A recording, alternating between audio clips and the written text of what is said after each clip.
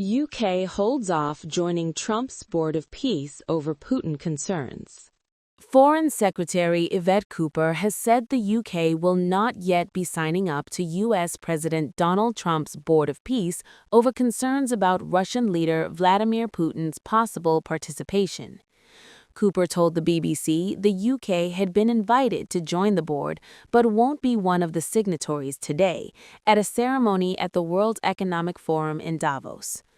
The board, which gives Trump wide decision-making powers as chairman, is being billed by the U.S. as a new international organization for resolving conflicts.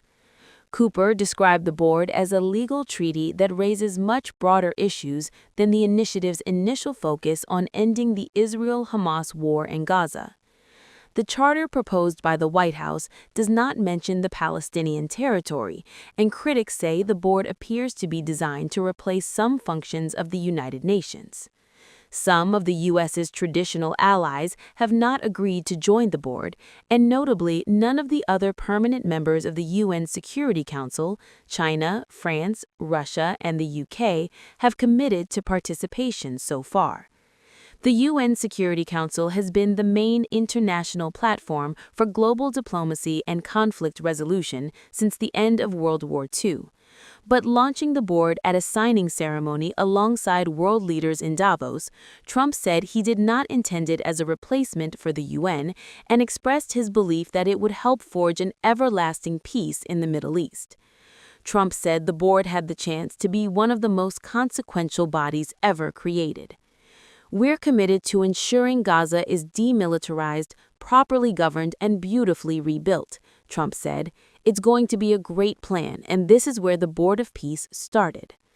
Trump said once the board had been completely formed, "We can do pretty much whatever we want to do, but we'll do it in conjunction with the United Nations," he added. President Trump was joined by the leaders and representatives of 19 countries for the Board of Peace signing ceremony, including Argentina, Hungary, Morocco, Saudi Arabia, and Turkey.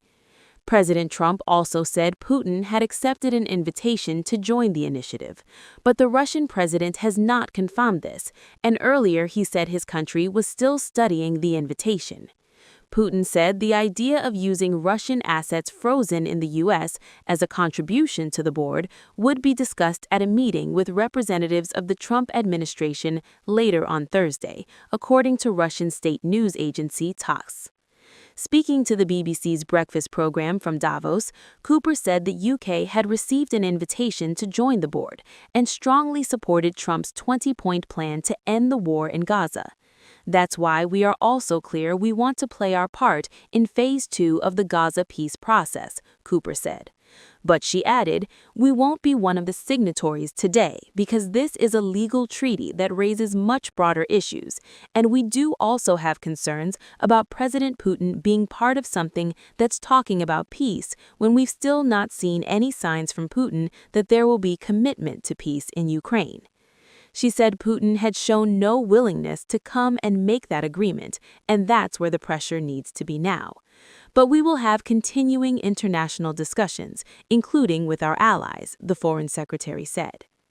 Diplomatic relations between the U.S. and the UK are on shakier ground after Trump threatened to impose tariffs on European nations if his demand to hand control of Greenland to his country was not met.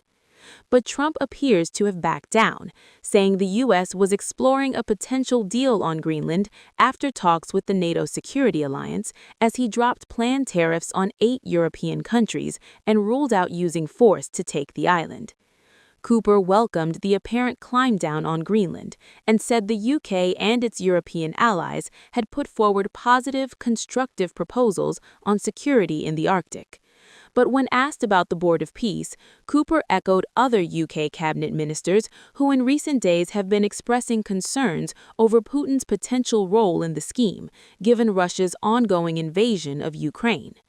The UK has been one of Ukraine's staunchest allies, and together with France, signed a declaration of intent on deploying troops to the country if a peace deal is made with Russia. As talks to end the war in Ukraine continue, President Trump and Ukrainian President Volodymyr Zelensky are due to meet in Davos on Thursday. On Wednesday, Trump repeated his often-stated belief that Putin and Zelensky were close to a deal. Trump's Board of Peace was originally unveiled by the White House as part of a plan to rebuild Gaza and design its future governance.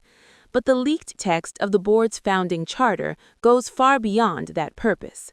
The text says the Board of Peace would be an international organization that seeks to promote stability, restore dependable and lawful governance, and secure enduring peace in areas affected or threatened by conflict. The leaked document says the Board of Peace's charter will enter into force once 3 states formally agree to be bound by it, with member states given renewable 3-year terms and permanent seats available to those contributing $1 billion, £740 million, it said. The charter declared the body as an international organization mandated to carry out peace-building functions under international law, with Trump serving as chairman and separately as the U.S. representative, and holding authority to appoint executive board members and create or dissolve subsidiary bodies. Last Friday, the White House named 7 members of the founding executive board, including U.S. Secretary of State Marco Rubio, Middle East envoy Steve Witkoff, Trump's son-in-law Jared Kushner, and former UK Prime Minister Tony Blair. More have now said they will join it, including Pakistan, Egypt, and Qatar. The Vatican has said the Pope has also received an invitation.